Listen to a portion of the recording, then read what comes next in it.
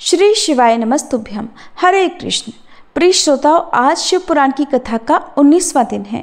हम सब जीवन में किसी न किसी उत्तर की तलाश में हैं, पर जब बाहर के उत्तर चुप हो जाते हैं तब शिव जी की कथा भीतर से बोलती है।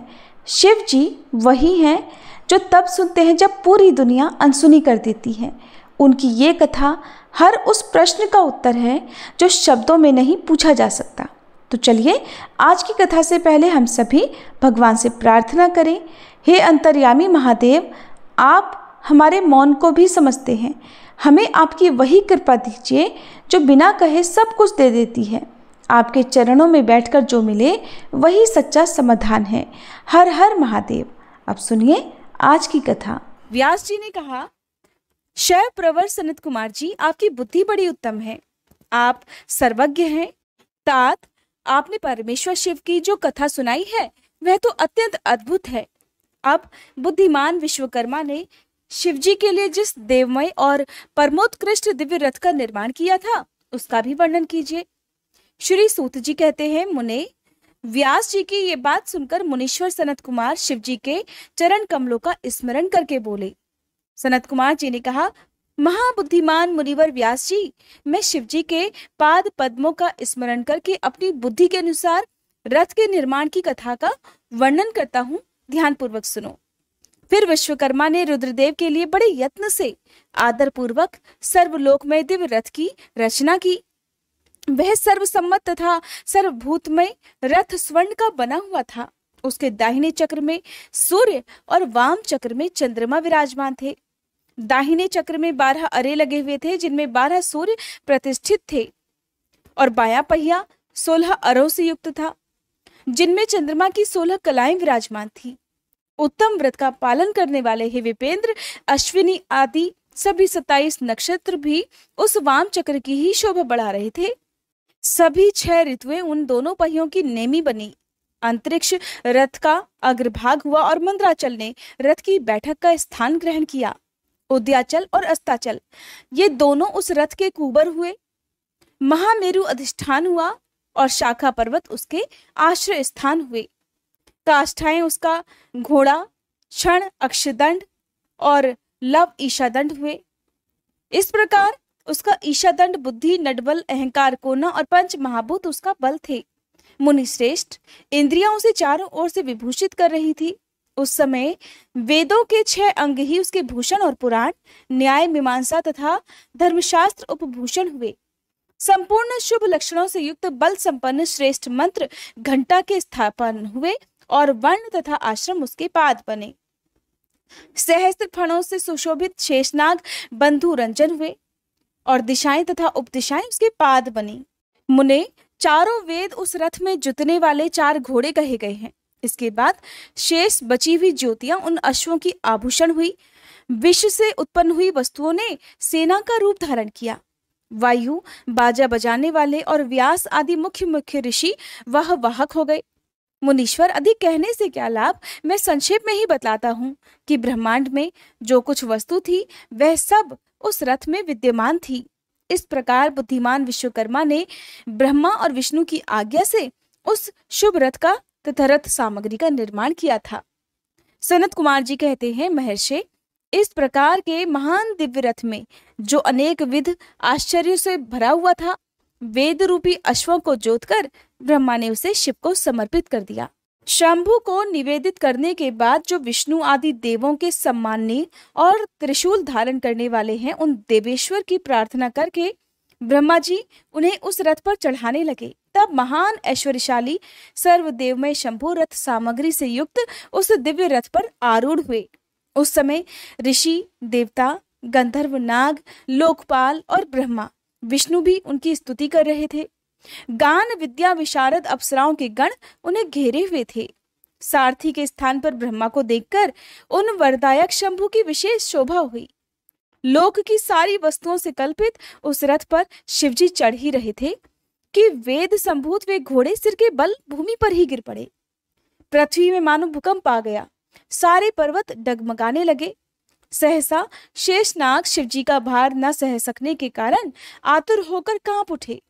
वह उसी क्षण भगवान धरणीधर ने उठकर नंदीश्वर का रूप धारण किया और रथ के नीचे जाकर उसे ऊपर को उठाया।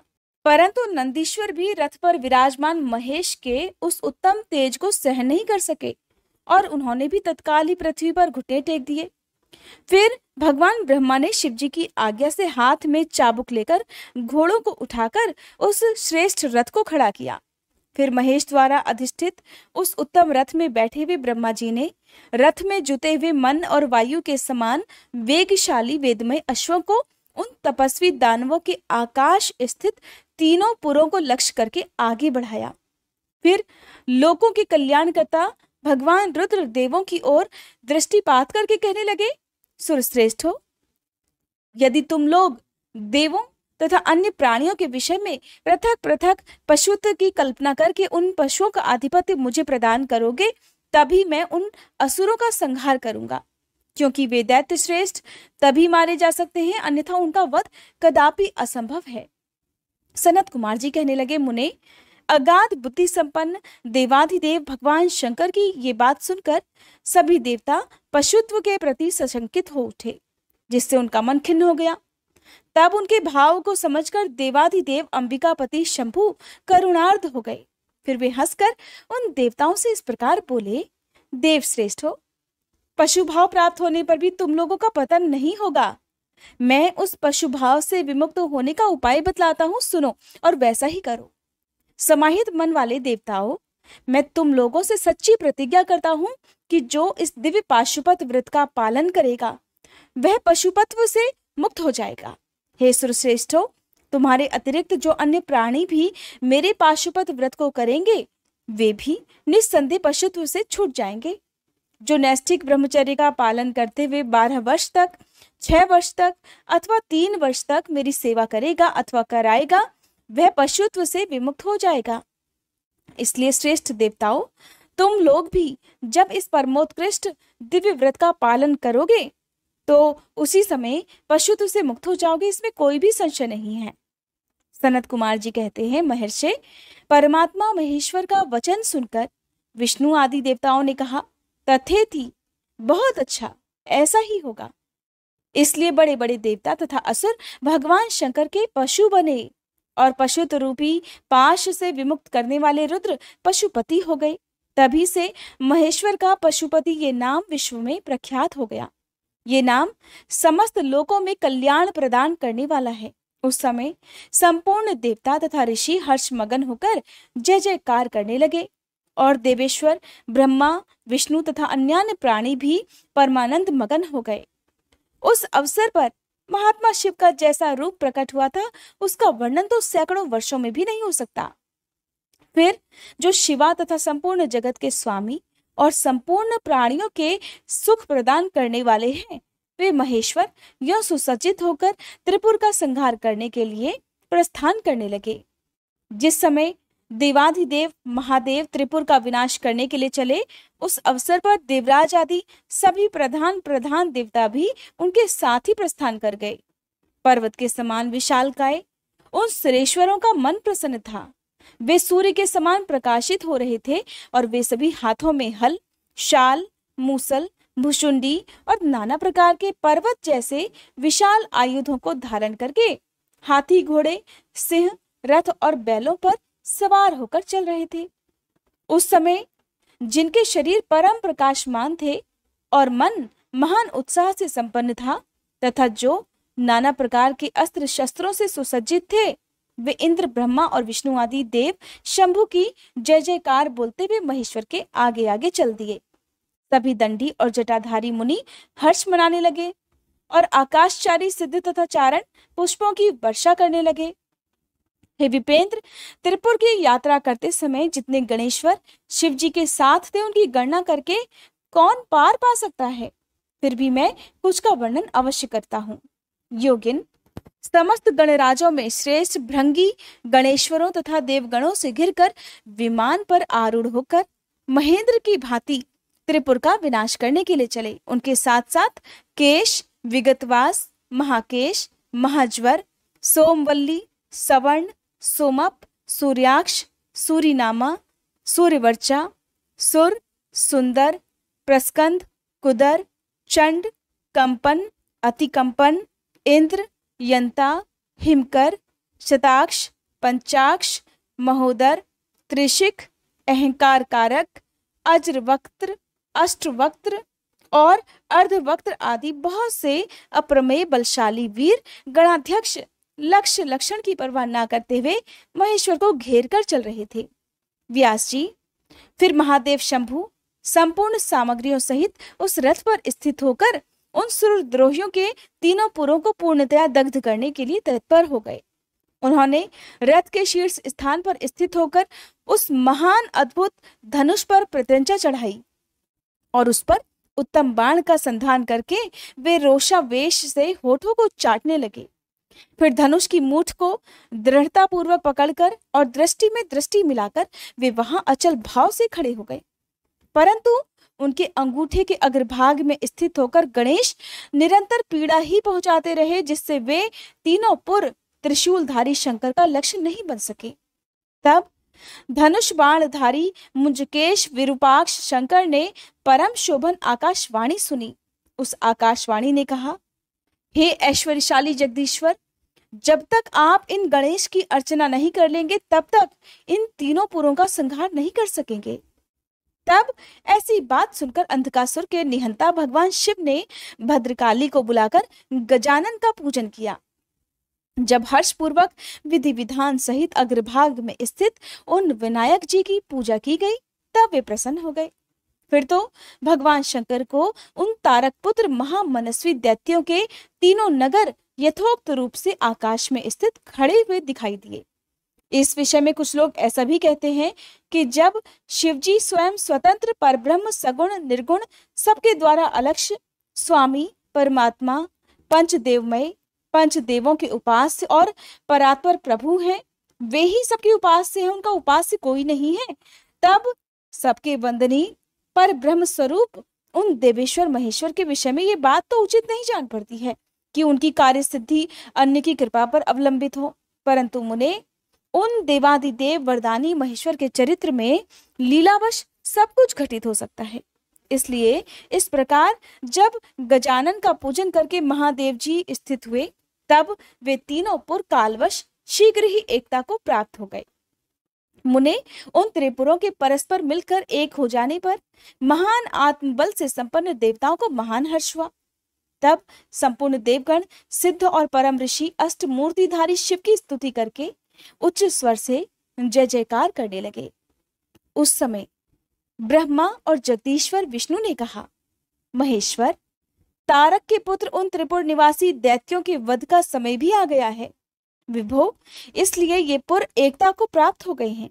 अतः हे देवेश, जब तक ये त्रिपुर पुनः विलग हो उससे पहले ही आप बाण छोड़कर इन्हें भस्म कर डालिए और देवताओं का कार्य सिद्ध कीजिए। हे मुने, फिर शिवजी ने धनुष की डोरी चढ़ाकर उस पर पूज्य पाशुपतास्त्र नामक बाण का संधान किया और उसे वे त्रिपुर पर छोड़ने का विचार करने लगे। शंकर जी ने जिस समय अपने अद्भुत धनुष को खींचा था उस समय अभिजीत मुहूर्त चल रहा था। उन्होंने धनुष की टंकार तथा दुस्सह सिंहनाद करके अपना नाम घोषित किया और उन महाअसुरों को ललकार कर करोड़ों सूर्यों के समान प्रकाशमान उस भीषण बाण को उन पर छोड़ दिया। तब जिसके नोक पर अग्निदेव प्रतिष्ठित थे और जो विशेष रूप से पाप का विनाशक तथा विष्णुमय था, उस महान जाजल्यमान शीघ्रगामी बाण ने उन त्रिपुर निवासी दैत्यों को दग्ध कर दिया। फिर वे तीनों पुर भी भस्म हो गए और एक साथ ही चारों समुद्रों रूपों वाली मेखला वाली भूमि पर ही गिर पड़े। उस समय शिवजी की पूजा का अतिक्रमण कर देने के कारण सैकड़ों दैत्य उस बाण स्थित अग्नि से जलकर हाहाकार मचा रहे थे। जब भाइयों सहित तारकाक्ष जलने लगा तब उसने अपने स्वामी भक्तवत्सल भगवान शंकर का स्मरण किया और मन ही मन महादेव को देखकर परम भक्ति पूर्वक नाना प्रकार से विलाप करता हुआ वह उनसे इस प्रकार कहने लगा, भव, आप हम पर प्रसन्न हैं, ये हमें ज्ञात हो गया है। इस सत्य के प्रभाव से आप फिर कब भाइयों सहित हमें दग्ध करेंगे? भगवान, जो देवता और असुरों के लिए भी अप्राप्य है वह आपके हाथ से मरण रूप दुर्लभ लाभ आज हमें प्राप्त हो गया। अब जिस जिस योनि में हम जन्म धारण करें प्रभु, वहां हमारी बुद्धि आपकी भक्ति से भावित रहे। मुने यो वे दैत्य विलाप कर ही रहे थे कि शिवजी की आज्ञा से उस अग्नि ने उन्हें अद्भुत रीति से जलाकर राख की ढेरी बना दिया। व्यास जी और जो भी बालक और वृद्ध दानव थे वे शिव की आज्ञा अनुसार उस अग्नि द्वारा शीघ्र ही जलकर भस्म हो गए। यहाँ तक कि उन त्रिपुरों में जितनी स्त्रियां और पुरुष थे वे भी सबके सब उस अग्नि में उसी प्रकार दग्ध हो गए जैसे कल्पांत में जगत भस्म हो जाता है। उस समय उस भीषण अग्नि से कोई भी स्थावर जंगम बिना जले हुए नहीं बचा, किंतु असुरों का विश्वकर्मा अविनाशी मय बच गया, क्योंकि वह देवों का अविरोधी शंभु के तेज से सुरक्षित और सद्भक्त था। विपत्ति के अवसर पर भी वह महेश्वर का शरणागत बना रहता था। जिन दैत्यों और अन्य प्राणियों का भाव अभाव अथवा कृत अकृत के प्राप्त होने पर नाशकारक पतन नहीं होता, वे सदा विनाश से बचे रहते हैं। इसलिए सत्पुरुषों को अत्यंत संभावित उत्तम कर्म के लिए ही प्रयास करना चाहिए, क्योंकि निंदित कर्म करने से प्राणी का विनाश हो जाता है।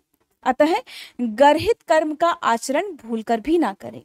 उस समय जो दैत्य बंधु बांधवों सहित शिवजी की पूजा में तत्पर थे वे सब के सब शिव पूजा के प्रभाव से दूसरे जन्म में गणों के अधिपति हो गए। व्यास जी ने पूछा, हे महाबुद्धिमान सनत कुमार जी, आप तो ब्रह्मा के पुत्र और शिव भक्तों में सर्वश्रेष्ठ हैं, अतः आप धन्य हैं। अब ये बतलाइए कि त्रिपुर के दग्ध हो जाने पर संपूर्ण देवताओं ने फिर क्या किया? मैं कहाँ गया और उन त्रिपुराध्यक्षों की क्या गति हुई? यदि यह वृतांत शंभु की कथा से संबंध रखने वाला हो तो वह सब विस्तार पूर्वक मुझसे वर्णन कीजिए। श्री सूत जी कहते हैं, मुने, व्यास जी का प्रश्न सुनकर सृष्टिकर्ता ब्रह्मा जी के पुत्र भगवान सनत कुमार शिव जी के युगल चरणों का स्मरण करके इस प्रकार बोले, महाबुद्धिमान व्यास जी, जब महेश्वर ने दैत्यों से खचाखच भरे हुए संपूर्ण त्रिपुर को भस्म कर दिया तब सभी देवताओं को महान आश्चर्य हुआ। उस समय शंकर जी के महान भयंकर रौद्र रूप को, जो करोड़ों सूर्यों के समान प्रकाशमान और प्रलयकालीन अग्नि की भांति तेजस्वी था और जिसके तेज से 10 दिशाएं प्रज्वलित सी दिख रही थी, देखकर साथ ही हिमाचल पुत्री पार्वती देवी की ओर दृष्टिपात करके संपूर्ण देवता भयभीत हो गए। तब मुख्य देवता विनम्र होकर सामने खड़े हो गए। उस अवसर पर बड़े बड़े ऋषि भी देवताओं की वाहिनी को भयभीत देखकर खड़े ही रह गए, कुछ बोल ही नहीं सके। वे चारों ओर से शंभु को प्रणाम करने लगे। फिर ब्रह्मा जी भी शिव जी के उस रूप को देखकर भयग्रस्त हो गए। तब उन्होंने डरे हुए विष्णु तथा देवगणों के साथ प्रसन्न मन से उन गिरिजा सहित महेश्वर का, जो देवों के भी देव, भव तथा हर नाम से प्रसिद्ध, भक्तों के अधीन रहने वाले त्रिपुर हंता है, स्तवन किया। फिर सभी प्रमुख देवताओं ने भगवान शिव की स्तुति की। इस प्रकार स्तुति किए जाने पर लोकों के कल्याणकर्ता शंकर जी प्रसन्न होकर बोले, ब्रह्मा, विष्णु और देवगण, मैं तुम लोगों पर विशेष रूप से प्रसन्न हूं। अतः अब तुम सभी विचार करके अपने मनोवांछित वर मांग लो। सनत कुमार जी कहते हैं, मुनिश्रेष्ठ, शिव जी द्वारा कहे हुए वचन को सुनकर सभी देवताओं का मन प्रसन्नता से खिल उठा। तो फिर वे बोले, हे भगवान, हे देव देवेश, यदि आप हम पर प्रसन्न हैं और हम देवगणों को अपना दास समझकर वर देना ही चाहते हैं, तो हे देव सत्तम, जब जब देवताओं पर दुख की संभावना हो तब तब आप प्रकट होकर सदा उनके दुखों का विनाश करते रहें। सनत कुमार जी कहते हैं, हे महर्षि, जब ब्रह्मा, विष्णु और देवताओं ने भगवान रुद्र से ऐसी प्रार्थना की तब वे शांत तथा प्रसन्न होकर एक साथ ही सबसे बोले, अच्छा, तथास्तु, सदा ऐसा ही होगा। ऐसा कहकर शंकर जी ने, जो सदा देवों का दुख हरण करने वाले हैं, प्रसन्नता पूर्वक देवों को जो कुछ अभीष्ट था वह सारा का सारा उन्हें प्रदान कर दिया। इसी समय मय दानव, जो शिवजी की कृपा के बल से जलने से बच गया था, शंभु को प्रसन्न देखकर हर्षित मन से वहां आया। उसने विनीत भाव से हाथ जोड़कर प्रेम पूर्वक हर तथा अन्य देवों की भी स्तुति की, उन्हें प्रणाम किया। फिर वह शिवजी के चरणों में लौट गया। फिर दानव श्रेष्ठ मय ने उठकर शिवजी की ओर देखा। उस समय प्रेम के कारण उसका गला भर आया और वह भक्तिपूर्ण मन से उनकी स्तुति करने लगा। द्विजश्रेष्ठ मय द्वारा किए गए स्तवन को सुनकर भगवान शिव प्रसन्न हो गए और आदर पूर्वक उससे कहने लगे, दानव श्रेष्ठ मय, मैं तुझ पर प्रसन्न हूं, अतः तू वर मांग। इस समय जो कुछ भी तेरे मन की अभिलाषा होगी उसे मैं अवश्य पूर्ण करूंगा। सनत कुमार जी कहते हैं, मुने शंभु के इस मंगलमय वचन को सुनकर दानव श्रेष्ठ मय ने अंजलि बांधकर विनम्र हो उन प्रभु के चरणों में नमस्कार करके कहा, देवाधिदेव महादेव, यदि आप मुझ पर प्रसन्न हैं और मुझे वर पाने का अधिकारी समझते हैं तो अपनी शाश्वती भक्ति प्रदान कीजिए। परमेश्वर, मैं सदा अपने भक्तों से मित्रता रखूं, दीनों पर सदा मेरा दया भाव बना रहे और अन्यान्य दुष्ट प्राणियों की मैं उपेक्षा करता रहूं। हे महेश्वर, कभी भी मुझ में आसुर भाव का उदय ना हो। हे नाथ, निरंतर आपके शुभ भजन में तल्लीन रहकर मैं निर्भय बना रहूं। सनत कुमार जी कहते हैं, व्यास जी, शंकर तो सबके स्वामी और भक्तवत्सल हैं। मय ने जब इस प्रकार उन परमेश्वर की प्रार्थना की तब वे प्रसन्न होकर मय से बोले, दानव सत्तम, तू मेरा भक्त है, तुझमें कोई भी विकार नहीं है, अतः तू धन्य है। अब मैं तेरा जो कुछ भी अभीष्ट वर है वह सारा का सारा तुझे प्रदान करता हूँ। अब तू मेरी आज्ञा से अपने परिवार सहित वितल लोक को चला जा, वह स्वर्ग से भी रमणीय है। तू वहां प्रसन्न मन से मेरा भजन करते हुए निर्भय होकर निवास कर। मेरी आज्ञा से कभी भी तुझ में आसुर भाव का प्राकट्य नहीं होगा। सनत कुमार जी कहते हैं, मुने, मय ने महात्मा शंकर की उस आज्ञा को सिर झुकाकर स्वीकार किया और उन्हें तथा अन्यान्य देवों को भी प्रणाम करके वह वितल लोक को चला गया। फिर महादेव जी देवताओं के उस महान कार्य को पूर्ण करके देवी पार्वती अपने पुत्र और संपूर्ण गणों सहित अंतर्ध्यान हो गए। जब परिवार समेत भगवान शंकर अंतर्निहित हो गए तब वह धनुष, बाण, रथ आदि सारा उपकरण भी अदृश्य हो गया। फिर ब्रह्मा, विष्णु तथा अन्य देव, मुनि, गंधर्व, किन्नर, नाग, सर्प, अप्सरा और मनुष्यों को महान हर्ष हुआ। वे सभी शंकर जी के उत्तम यश का बखान करते हुए आनंद पूर्वक अपने अपने स्थानों को चले गए। वहां पहुंचकर उन्हें परम सुख की प्राप्ति हुई। महर्षि, इस प्रकार मैंने शशि मौली शंकर जी का विशाल चरित्र, जो त्रिपुर विनाश को सूचित करने वाला तथा परमोत्कृष्ट लीला से युक्त है, सारा का सारा तुम्हें सुना दिया। तदंतर जलंधर की उत्पत्ति से लेकर उसके वध तक का प्रसंग सुनाकर सनत कुमार जी ने कहा, मुने, अब शंभु का दूसरा चरित्र प्रेम पूर्वक श्रवण करो। उसके सुनने मात्र से शिव भक्ति सुदृढ़ हो जाती है। व्यास जी, शंखचूड़ नामक एक महावीर दानव था जो देवों के लिए कंटक स्वरूप था। उसे शिवजी ने रण के मुहाने पर त्रिशूल से मार डाला था। शिवजी का वह दिव्य चरित्र परम पावन तथा पाप नाशक है। तुम पर अधिक स्नेह होने के कारण अब मैं उसका वर्णन करता हूँ, तुम भी प्रेम पूर्वक उसे श्रवण करो। ब्रह्मा जी के पुत्र जो महर्षि मारीची थे, उनके पुत्र कश्यप हुए। ये मननशील, धर्मिष्ठ, सृष्टिकर्ता, विद्या संपन्न और प्रजापति थे। दक्ष ने प्रसन्न होकर अपनी 13 कन्याओं का विवाह इनके साथ कर दिया। उनकी संतानों का इतना अधिक विस्तार हुआ कि उसका वर्णन करना बहुत कठिन है। उन कश्यप पत्नियों में से एक का नाम था दनु। वह श्रेष्ठ सुंदरी और महारूपवती थी। उस साध्वी का सौभाग्य बहुत बढ़ा हुआ था। मुने, उस दनु के बहुत से महाबली पुत्र उत्पन्न हुए। विस्तार भय से उनके नाम नहीं गिनाए जा रहे हैं। उनमें एक का नाम विप्रचित्ति था, जो महान बल पराक्रम से संपन्न था। उसका पुत्र दंभ हुआ, जो जितेंद्रिय, धार्मिक और विष्णु भक्त था। जब उसके कोई पुत्र नहीं हुआ तब उस वीर को चिंता हो गई। उसने शुक्राचार्य को गुरु बनाकर उनसे श्री कृष्ण मंत्र प्राप्त किया और पुष्कर में जाकर घोर तप करना आरंभ कर दिया। वहां सुदृढ़ आसन लगाकर कृष्ण मंत्र का जप करते हुए उसने 1,00,000 वर्ष बिता दिए। तब उस तपस्वी के मस्तक से एक जाजल्यमान तेज निकलकर सर्वत्र व्याप्त हो गया। वह तेज इतना दुस्सह था कि उससे संपूर्ण देवता, मुनि तथा मनु संतप्त हो उठे। तब वे इंद्र को अगुआ बनाकर ब्रह्मा के शरणापन्न हुए। वहां उन्होंने संपूर्ण संपत्तियों के दाता विधाता को प्रणाम करके उनकी स्तुति की। और फिर विशेष रूप से व्याकुल होकर अपना सारा वृतांत उनसे कह सुनाया। उनकी बात सुनकर ब्रह्मा जी उन्हें साथ लेकर वह सारा वृतांत श्री विष्णु को सुनाने के लिए वैकुंठ लोक को चले। वहां पहुंचकर सभी लोगों ने त्रिलोकी के अधीश्वर और रक्षक परमात्मा विष्णु को विनीत भाव से प्रणाम किया और फिर हाथ जोड़कर उनकी स्तुति करने लगे। देवतागण बोले, देवाधिदेव, हमें पता नहीं कि यहाँ कौन सा कारण उत्पन्न हो गया है। हम किसके तेज से संतप्त और व्याकुल हो उठे हैं, ये आप ही बतलाइए। हे दीनबंधु, अपने दुखी सेवकों के रक्षक तो आप ही हैं, अतः हे शरणदाता रमानाथ, हम शरणागतों की रक्षा कीजिए, रक्षा कीजिए। सनत कुमार जी कहते हैं, मुने, ब्रह्मा आदि देवताओं के वचन को सुनकर शरणागत वत्सल भगवान विष्णु मुस्कुराए और प्रेम पूर्वक बोले, अमरो, शांत रहो, घबराओ मत, भयभीत मत हो। कोई उलट पुलट नहीं होगा, क्योंकि अभी प्रलय का समय नहीं आया है और ये तेज तो दंभ नामक दानव का है, जो मेरा भक्त है और पुत्र की कामना से तप कर रहा है। मैं उसे वरदान देकर शांत कर दूंगा।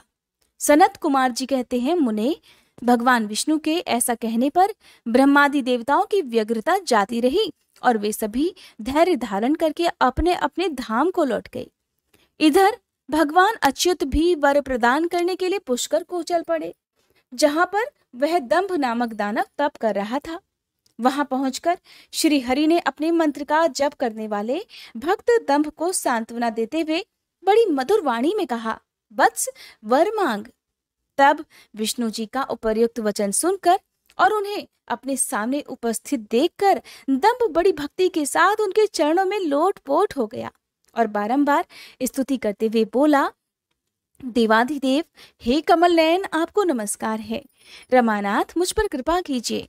हे त्रिलोकेश, मुझे एक ऐसा वीर पुत्र दीजिए जो आपका भक्त और महान बल पराक्रम से संपन्न हो।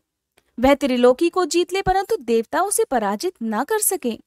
सनत कुमार जी कहते हैं, मुने, दानवराज दंभ के ऐसा कहने पर श्री हरि ने उसे वह वर दे दिया और उस घोर तप से उसे निवृत्त करके स्वयं अंतर्ध्यान हो गए। दानवेंद्र दंभ की तपस्या सिद्ध हो चुकी थी, जिससे उसका मनोरथ पूर्ण हो गया था। अतः वह भी श्री हरि के चले जाने पर उस दिशा को नमस्कार करके अपने घर को लौट गया। थोड़े ही समय के बाद उसकी भाग्यवती पत्नी गर्भवती हो गई। वह अपने तेज से घर के भीतरी भाग को प्रकाशित करती हुई शोभा पाने लगी।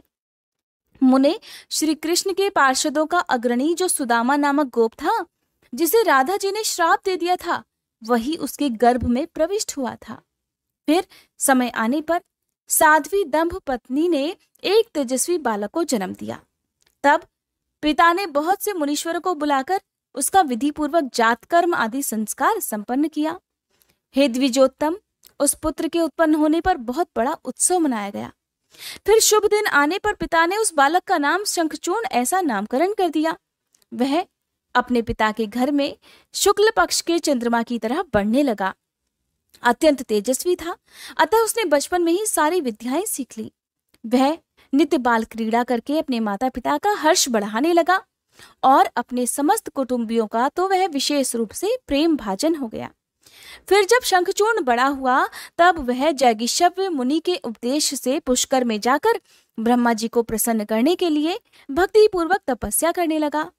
उस समय वह एकाग्र होकर अपनी इंद्रियों को वश में करके गुरुपतिष्ठ ब्रह्म विद्या का जप करता रहा। इस प्रकार पुष्कर में तपस्या करते हुए दानवराज शंखचूर्ण को वर देने के लिए लोक गुरु और ऐश्वर्यशाली ब्रह्मा जी शीघ्र ही वहां पधारे और उस दानवेंद्र से बोले, वर मांग। ब्रह्मा जी को देखकर उसने अत्यंत नम्रता से उनका अभिवादन किया और फिर उत्तम वाणी से उनकी स्तुति की। फिर कहा, भगवन, मैं देवताओं के लिए अजय हो जाऊं, ऐसा वर मुझे प्रदान कीजिए। तब ब्रह्मा जी उस पर परम प्रसन्न होकर बोले, तथास्तु, ऐसा ही होगा। फिर उन्होंने शंखचूर्ण को वह दिव्य श्री कृष्ण कवच भी प्रदान किया, जो जगत के संपूर्ण मंगलों का भी मंगल और सर्वत्र विजय प्रदान करने वाला है। फिर ब्रह्मा जी ने उसे आज्ञा दी कि तुम अब बद्री वन को जाओ, वहीं धर्मध्वज की कन्या तुलसी सकाम भाव से तपस्या कर रही है, तुम उसके साथ विवाह कर लो। ऐसा कहकर ब्रह्मा जी उसी क्षण उसके सामने ही तुरंत अंतर्ध्यान हो गए। तब तपःसिद्ध शंखचूर्ण ने भी, जिसके सारे मनोरथ तपोबल से पूर्ण हो चुके थे और मुख पर प्रसन्नता खेल रही थी, पुष्कर में ही उस जगत के मंगलों के भी मंगल स्वरूप कवच को गले में बांध लिया और ब्रह्मा जी के आज्ञा अनुसार वह तत्काल ही बद्रिकाश्रम को चल पड़ा। वहां दानव शंखचूर्ण सहसा उस स्थान पर जा पहुंचा जहां धर्मध्वज की पुत्री तुलसी तपस्या कर रही थी। सुंदरी तुलसी का रूप अत्यंत कमनीय और मनोहर था। वह उत्तमशील से संपन्न थी। उस सती को देखकर शंखचूर्ण उसके समीप ही ठहर गया और मधुर वाणी में उससे बोला, सुंदरी, तुम कौन हो? किसकी पुत्री हो? तुम यहाँ चुपचाप बैठकर क्या कर रही हो? ये सारा रहस्य जरा मुझे बतलाओ तो। सनत कुमार जी कहते हैं, मुने, शंखचूर्ण के ये सकाम वचन सुनकर तुलसी ने उससे कहा, मैं धर्मध्वज की तपस्विनी कन्या हूं और यहाँ तपोवन में तप कर रही हूँ। आप कौन हैं? सुखपूर्वक अपने अभीष्ट स्थान को चले जाइए, क्योंकि नारी जाति ब्रह्मा आदि को भी मोह में डाल देने वाली होती है। यह विषतुल्य निंदनीय दोष उत्पन्न करने वाली माया रूपिणी तथा विचारशीलों को भी श्रृंखला के समान जकड़ लेने वाली होती है। सनत कुमार जी कहते हैं, महर्षि, तुलसी जब इस प्रकार रस भरी बातें कहकर चुप हो गई, तब उसे मुस्कुराती देखकर शंखचूर्ण ने भी कहना आरंभ कर दिया, देवी, तुमने जो बात कही है वह सारी की सारी मिथ्या हो। ऐसी बात नहीं है, उसमें कुछ तो सत्य है और कुछ असत्य भी है। इसका विवरण मुझसे सुनो। शोभने, जगत में जितनी पतिव्रता नारियां हैं उनमें तुम अग्रणी हो। मेरा तो ऐसा विचार है कि जैसे मैं पाप बुद्धि कामी नहीं हूं, उसी प्रकार तुम भी काम पराधना नहीं हो। फिर भी इस समय मैं ब्रह्मा जी की आज्ञा से ही तुम्हारे समीप आया हूं और गांधर्व विवाह की विधि से तुम्हें ग्रहण करना चाहता हूं। भद्रे, क्या तुम मुझे नहीं जानती हो अथवा तुमने कभी मेरा नाम भी नहीं सुना है? अरे, देवताओं में भगदड़ डालने वाला शंखचूर्ण तो मैं ही हूं। मैं दनु का वंशज और दंभ नामक दानव का पुत्र हूं। पूर्व काल में मैं श्रीहरि का पार्षद था। मेरा नाम सुदामा गोप था। उस समय मैं राधिका जी के शाप से दानवराज शंखचूर्ण होकर ही उत्पन्न हुआ हूं। ये सारी बातें मुझे ज्ञात हैं, क्योंकि श्री कृष्ण के प्रभाव से मुझे अपने पूर्व जन्म का स्मरण बना हुआ है। सनत कुमार जी कहते हैं, मुने, तुलसी के समक्ष ऐसा कहकर शंखचूर्ण मौन हो गया। जब दानवराज ने आदर पूर्वक तुलसी से ऐसा सत्य वचन कहा, तब वह परम प्रसन्न हुई और मुस्कुराकर कहने लगी, भद्र पुरुष, आज आपने अपने सात्विक विचार से मुझे पराजित कर दिया है। जो पुरुष स्त्री द्वारा परास्त न हो सके, वह संसार में धन्यवाद का पात्र है, क्योंकि जिसे स्त्री जीत लेती है वह पुरुष सदाचारी होते हुए भी सदा अपवित्र बना रहता है। देवता, पितर और समस्त मानव उसकी निंदा किया करते हैं। जनना शौच तथा मरणा शौच में ब्राह्मण 10 दिनों में, क्षत्रिय 12 दिनों में और वैश्य 15 दिनों में शुद्ध हो जाता है तथा शूद्र की शुद्धि 1 मास में हो जाती है, ऐसा वेद का अनुशासन है। परंतु स्त्री से पराजित हुए पुरुष की शुद्धि चितादाह के अतिरिक्त अन्य किसी प्रकार से संभव ही नहीं है। इसी कारण उसके पितर उसके द्वारा दिए गए पिंड तर्पण आदि को इच्छापूर्वक ग्रहण भी नहीं करते। यहाँ तक कि देवता भी उसके द्वारा अर्पित किए गए पुष्प फल आदि को स्वीकार नहीं करते। जिसका मन स्त्रियों द्वारा आहत हो जाता है, उसके ज्ञान, उत्तम तप, जप, होम, पूजन, विद्या और दान से क्या लाभ?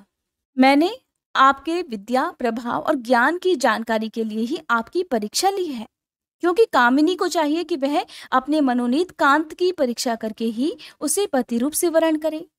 सनत कुमार जी कहते हैं, व्यास जी, जिस समय तुलसी इस प्रकार वार्तालाप कर रही थी, उसी समय सृष्टिकर्ता ब्रह्मा जी भी वहां आ पहुंचे और इस प्रकार कहने लगे, शंखचूर्ण, तुम इसके साथ क्या व्यर्थ में वाद विवाद कर रहे हो? तुम गांधर्व विवाह की विधि से इसका शीघ्र ही पाणी ग्रहण करो, क्योंकि निश्चय ही तुम पुरुष रत्न हो और यह सती साध्वी स्त्रियों में रत्न स्वरूपा है। ऐसी दशा में निपुणा का निपुण के साथ समागम गुणकारी ही होगा। सती साध्वी तुलसी इस प्रकार वे तुलसी की ओर लक्ष्य करके बोले कि तू ऐसे गुणवान कांत की क्या परीक्षा ले रही है?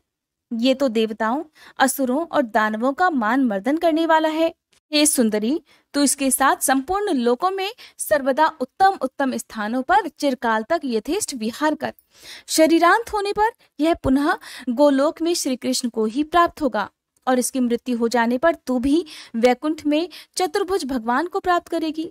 सनत कुमार जी कहते हैं, मुने, इस प्रकार आशीर्वाद देकर ब्रह्मा अपने धाम को चले गए।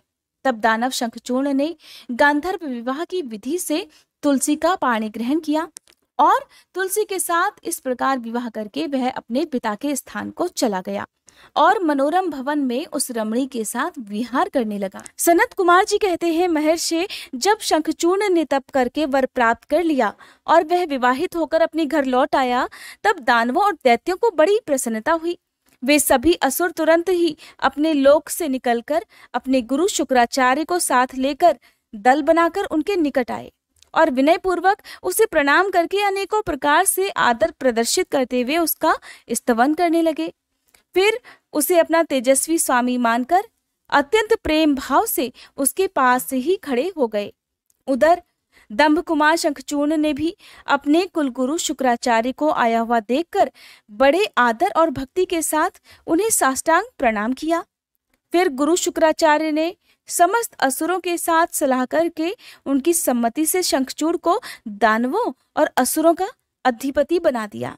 दंभपुत्र शंखचूड़ प्रतापी और वीर तो था ही, उस समय असुर राज्य पर अभिषिक्त होने के कारण वह असुरराज विशेष रूप से शोभा पाने लगा। तब उसने सहसा देवताओं पर आक्रमण करके वेग पूर्वक उनका संहार करना आरंभ कर दिया। सभी देवता मिलकर भी उसके उत्कृष्ट तेज को सहन नहीं कर सके और वे समरभूमि से भाग चले।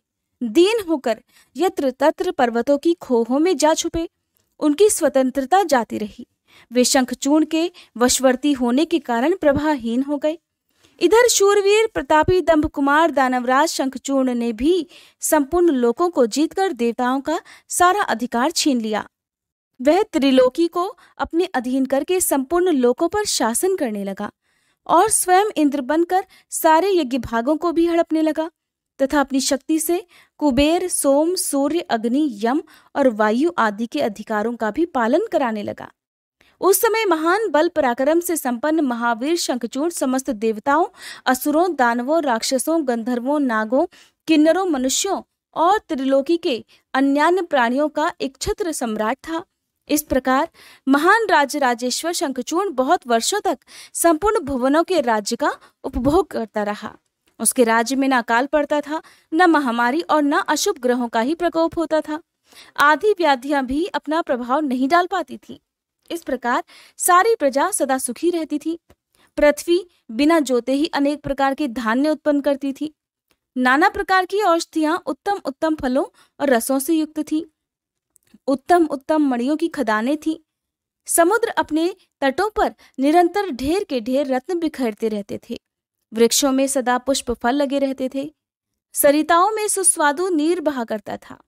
देवताओं के अलावा सभी जीव सुखी थे। उनमें किसी प्रकार का विकार नहीं उत्पन्न हुआ था। चारों वर्णों और आश्रमों के लोग अपने अपने धर्म में स्थित रहते थे। इस प्रकार जब वह त्रिलोकी का शासन कर रहा था, उस समय कोई भी दुखी नहीं था। केवल देवता भ्रातृद्रोहवश दुख उठा रहे थे। मुने, महाबली शंखचूड़ गोलोक निवासी श्री कृष्ण का परम मित्र था। साधु स्वभाव वाला वह सदा श्री कृष्ण की भक्ति में तत्पर रहा करता था।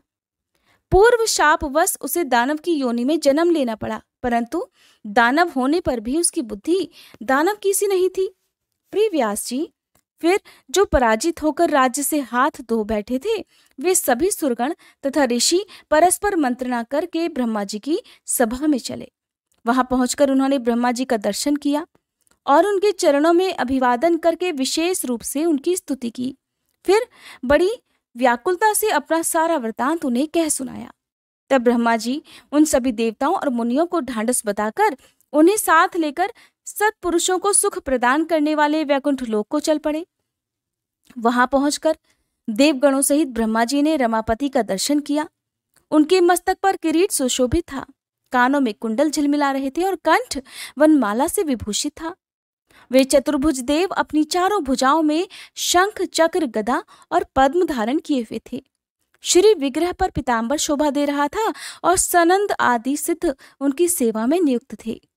ऐसे सर्वव्यापी विष्णु की झांकी करके ब्रह्मा आदि देवताओं तथा मुनीश्वरों ने उन्हें प्रणाम किया और फिर भक्ति पूर्वक हाथ जोड़कर वे उनकी स्तुति करने लगे। देवता बोले, सामर्थ्यशाली वैकुंठाधिपति, आप देवों के भी देव और लोकों के स्वामी हैं। आप त्रिलोकी के गुरु हैं। हे श्री हरि, हम सब आपकी शरण में हैं, हमारी रक्षा कीजिए। अपनी महिमा से कभी च्युत न होने वाले ऐश्वर्यशाली त्रिलोकेश, आप ही लोकों के पालक हैं। हे गोविंद, लक्ष्मी आप में ही निवास करती हैं और आप अपने भक्तों के प्राण स्वरूप हैं। आपको हमारा नमस्कार है। इस प्रकार स्तुति करके सभी देवता श्री हरि के आगे रो पड़े। उनकी बात सुनकर श्री हरि ने श्री ब्रह्मा जी से कहा, हे ब्राह्मण, ये वैकुंठ योगियों के लिए भी दुर्लभ है। तुम यहाँ किस लिए आए हो? तुम पर कौन सा कष्ट आ पड़ा है, वह यथार्थ रूप से मेरे सामने वर्णन करो। सनत कुमार जी कहते हैं, हे मुने, श्री हरि का ऐसा वचन सुनकर ब्रह्मा जी ने विनम्र भाव से सिर झुकाकर उन्हें बारंबार प्रणाम किया और अंजलि बांधकर परमात्मा विष्णु के समक्ष स्थित होकर देवताओं के कष्ट से भरी हुई शंखचूड़ की सारी करतूत कह सुनाई।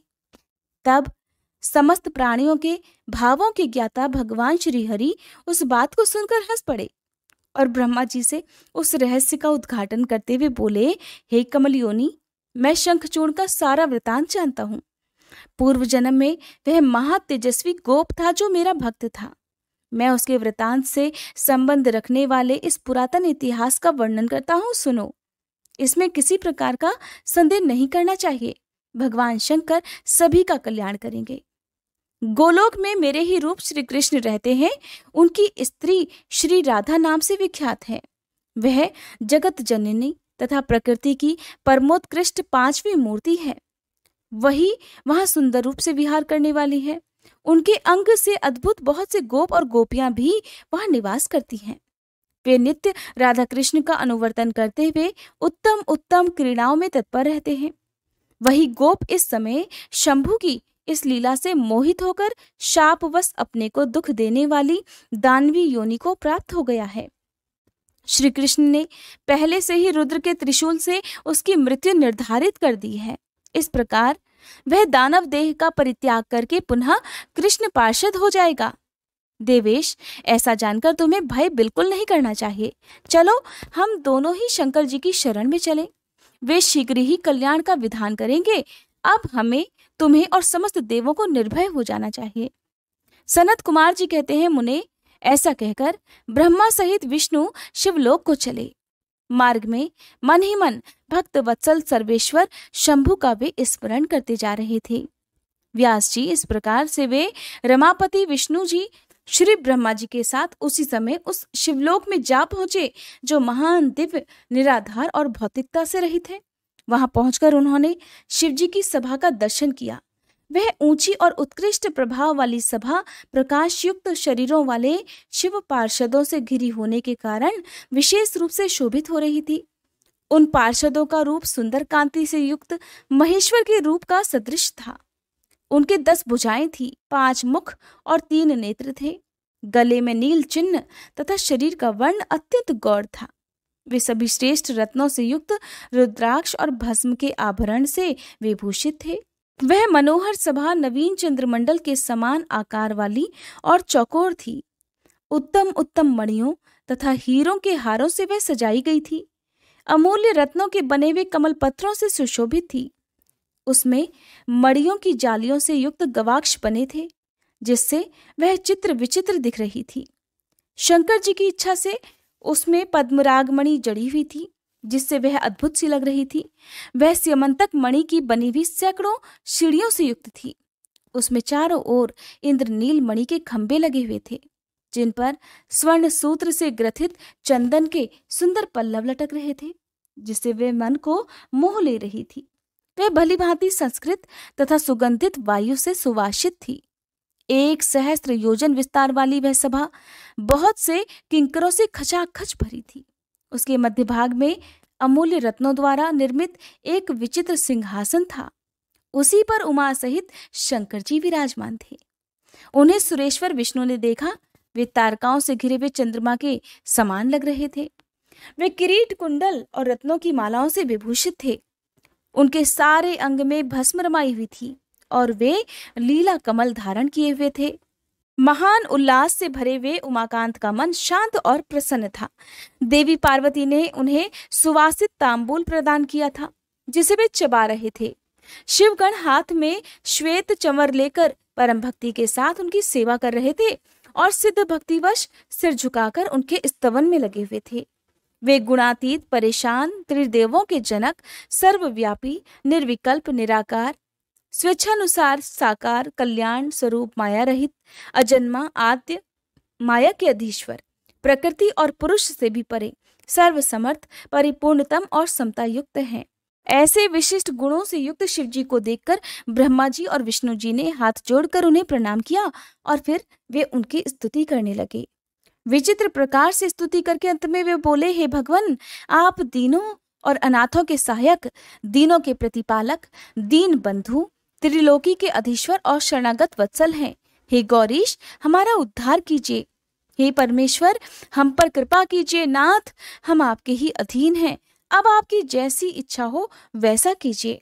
सनत कुमार जी कहते हैं, मुने, फिर जो अत्यंत दीनता को प्राप्त हो गए थे, उन ब्रह्मा जी और विष्णु जी का वचन सुनकर शिव जी मुस्कुराए और मेघ गर्जना के समान गंभीर वाणी में बोले, हे हरे, हे ब्राह्मण, तुम लोग शंखचूर्ण द्वारा उत्पन्न हुए भय को सर्वथा त्याग दो। निस्संदेह तुम्हारा कल्याण होगा। मैं शंखचूर्ण का सारा वृतांत यथार्थ रूप से जानता हूँ। वह पूर्व जन्म में एक गोप था जो ऐश्वर्यशाली भगवान श्री कृष्ण का भक्त था। अब तुम सभी प्रेम पूर्वक मेरी बात सुनो। देवों को आनंदित करने के लिए शीघ्र ही कैलाशवासी रुद्र के समीप जाओ। वह रुद्र रूप मेरा ही उत्तम पूर्ण रूप है। मैं ही देव कार्य की सिद्धि के हेतु पृथक स्वरूप धारण करके वहां प्रकट हुआ हूँ। मेरा वह रूप ऐश्वर्यशाली और परिपूर्णतम है। हे हरे, इसीलिए मैं भक्तों के वशीभूत होकर कैलाश पर्वत पर सदा निवास करता हूँ। फिर कैलाश पर पहुंचकर देवताओं ने भगवान रुद्र की स्तुति की और अंत में कहा, हे महेशान, आप तो कृपा के आकार हैं। दीनों का उद्धार करना तो आपका बाना ही है। हे प्रभु, दानवराज शंखचूर्ण का वध करके इंद्र को उसके भय से मुक्त कीजिए और देवों को इस विपत्ति से उबार लीजिए।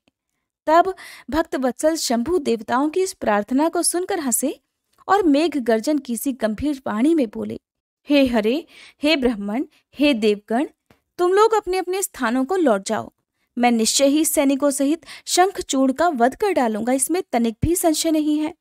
सनत कुमार जी कहते हैं, व्यास जी महेश्वर के उस अमृत श्रावी वचन को सुनकर संपूर्ण देवताओं को परम आनंद प्राप्त हुआ। उस समय उन्होंने समझ लिया कि अब दानव शंखचूर्ण मरा हुआ ही है।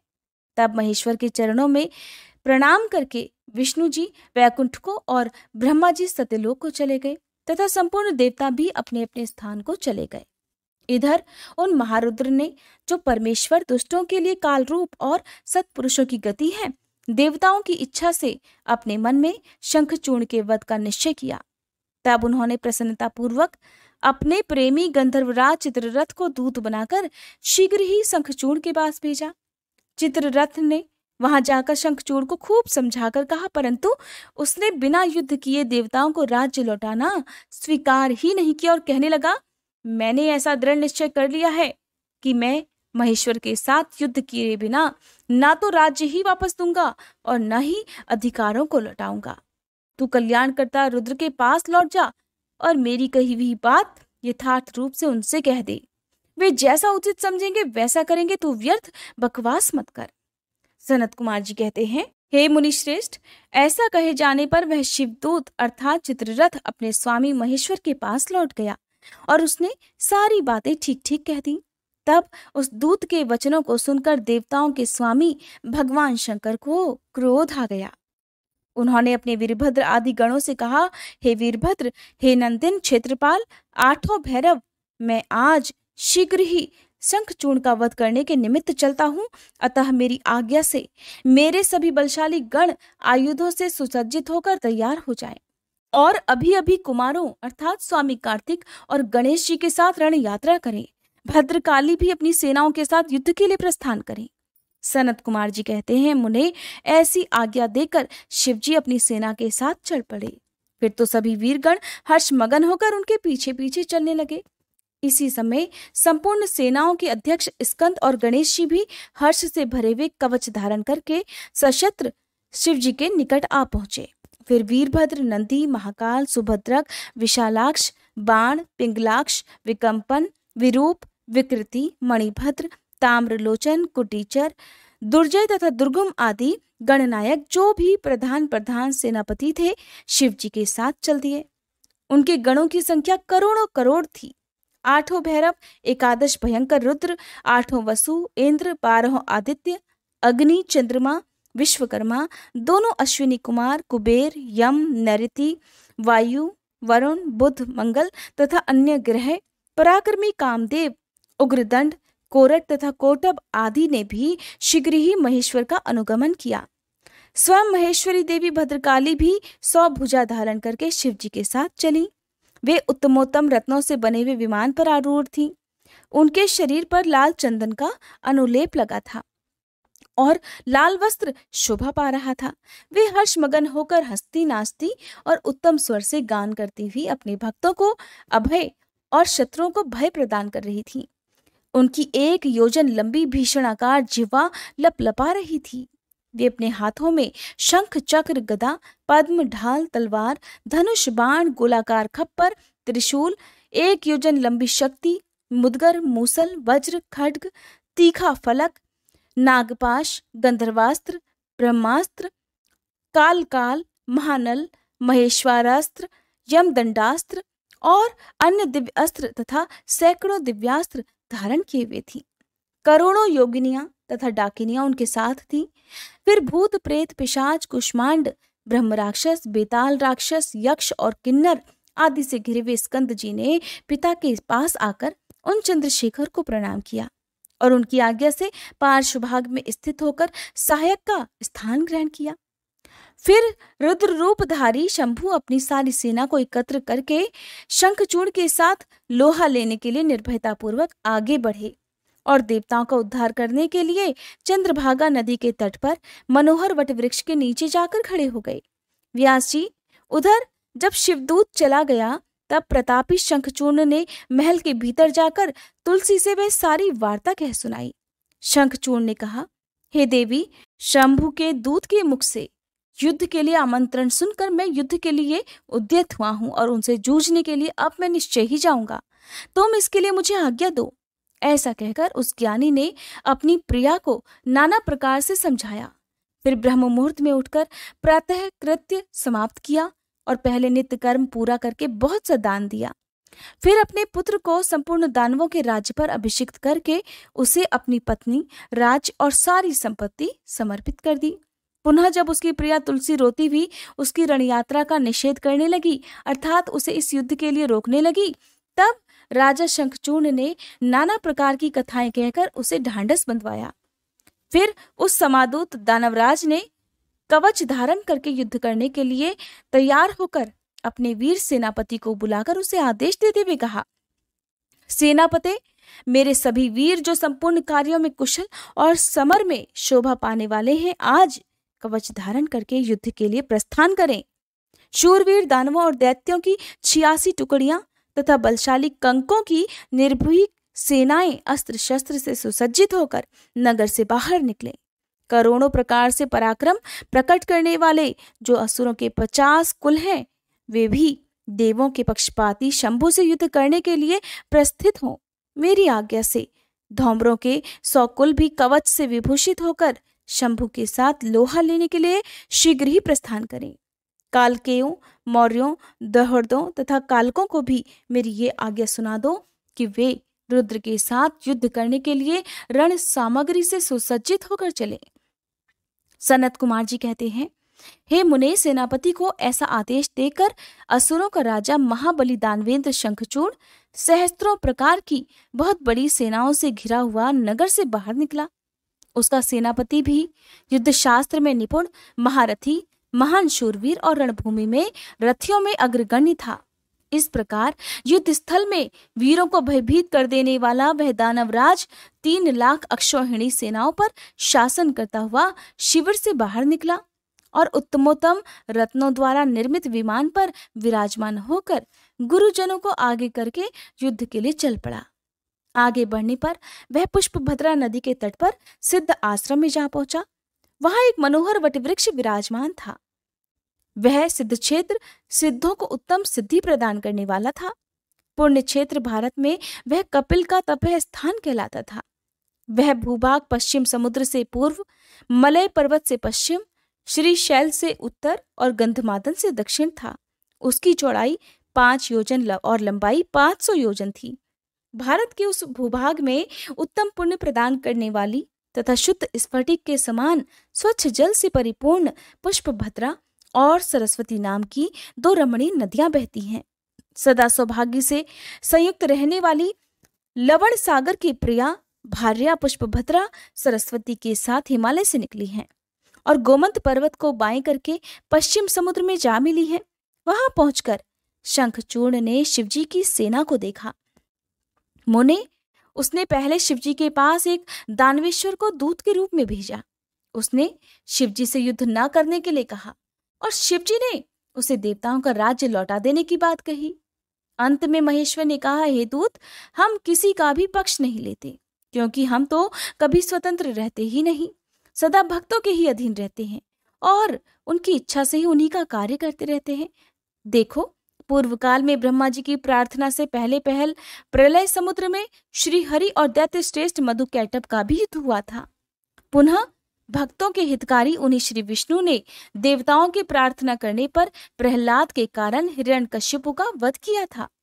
तुमने ये भी सुना होगा कि पहले जो मैंने त्रिपुरों के साथ युद्ध करके उन्हें भस्म कर डाला था, वह भी देवों की प्रार्थना पर ही हुआ था। पूर्व काल में सर्वेश्वरी जगत जननी का जो शुंभ आदि के साथ युद्ध हुआ था और जिसमें उन्होंने उन दैत्यों का वध कर डाला था, वह भी देवताओं की प्रार्थना करने पर ही घटित हुआ था। वे ही सभी देवगण आज भी ब्रह्मा जी के शरणापन्न हुए थे। तब वे उन देवताओं और श्रीहरि के साथ मेरी शरण में आए थे। हे दूत, इस प्रकार ब्रह्मा, विष्णु और देवगणों की प्रार्थना के वशीभूत होकर देवों का अधीश्वर होने के कारण मैं भी युद्ध करने के लिए ही आया हूं। और तुम भी तो महात्मा श्री कृष्ण के श्रेष्ठ पार्षद हो। अब तक जो जो दैत्य मारे गए हैं, उनमें से कोई भी तुम्हारी समानता नहीं कर सकता। इसलिए राजन, देव कार्य की सिद्धि के लिए तुम्हारे साथ युद्ध करने में मुझे कौन सी बड़ी लज्जा होगी? अर्थात कुछ भी नहीं, क्योंकि मैं ईश्वर हूं और देवताओं ने मुझे विनय पूर्वक भेजा है। अतः तुम जाओ और शंखचूर्ण से मेरी ये बात कह दो। वह जैसा उचित समझेगा वैसा करेगा। मुझे तो देवताओं का कार्य करना ही है।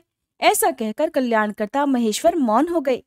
तब शंखचूर्ण का वह दूत उठा और शंखचूर्ण के पास चल दिया। जय भोलेनाथ। आज के अध्याय में बस इतना ही। इसके आगे की कथा आप सभी कल के अध्याय में जरूर सुनिएगा। आइए अब हम सभी सच्चे मन से भगवान शिव से क्षमा प्रार्थना करें। हे भोलेनाथ, अगर इस कथा के श्रवण, वाचन या स्मरण के दौरान हमारे मन, वाणी या कर्म से कोई भी त्रुटि हो गई हो तो हम आपसे हाथ जोड़कर प्रार्थना करते हैं, कृपया हमें क्षमा करें। प्रभु, हमारी समझ सीमित है परंतु श्रद्धा असीम है। अगर किसी पवित्र प्रसंग को हमने अधूरा समझा, अधूरा सुना या फिर किसी दिव्यता को पूरी तरह व्यक्त नहीं कर सके तो ये केवल हमारी अल्प बुद्धि है। उसकी दोषिता हमारी नहीं बल्कि हमारी अवस्था की है। आप तो दयालु हैं, कृपामय हैं, भक्तों के हर अपराध को क्षमा कर देने वाले हैं। हे भोलेनाथ, हमारी इस भक्ति यात्रा को स्वीकार करें और हमारे दोषों को नष्ट करके हमें अपनी शरण में रखें। हे नीलकंठ, इस अध्याय को आपने ही आरंभ करवाया और आप ही इसे पूर्ण करें। आपकी कृपा से हम हर दिन आपकी ओर निकट आते रहें, यही हमारी सबसे बड़ी कामना है। हर हर महादेव।